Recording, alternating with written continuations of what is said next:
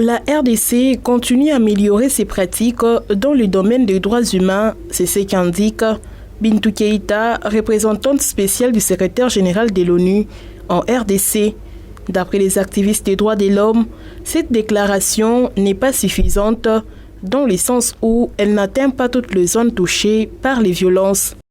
Pour cet activiste des droits de l'homme, les territoires de la RDC dans sa globalité n'ont pas encore enregistré une paix en ce qui concerne l'amélioration des pratiques des droits de l'homme. Néanmoins, il s'observe une nette progression. C'est par exemple la liberté d'expression. Il y a quand même une nette amélioration, mais dire que c'est suffisant, non, je ne le dirais pas. Il y a une nette amélioration. Le droit d'expression libre. Vous voyez, il y a ceux qui se disent de l'opposition et ceux qui se disent de la majorité.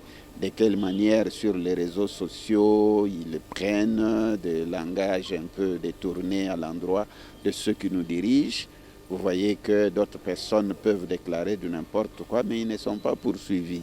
Il s'ajoute également que la situation sécuritaire à l'est de la RDC reste encore préoccupante avec l'occupation du M23 dans le territoire de Bunagana.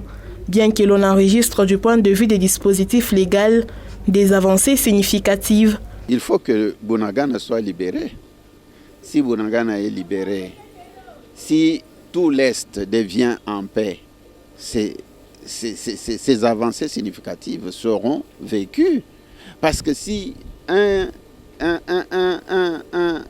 territoire de l'ensemble du territoire congolais se trouve sous l'emprise de l'ennemi, je crois que tous ceux qui se trouvent dans ces territoires-là ne peuvent pas jouir de leurs droits. Bintou Keïta a insisté pour relever les défis sécuritaires qui posent les groupes armés à la République démocratique du Congo. Il est indispensable d'avoir la cohésion et le soutien des populations.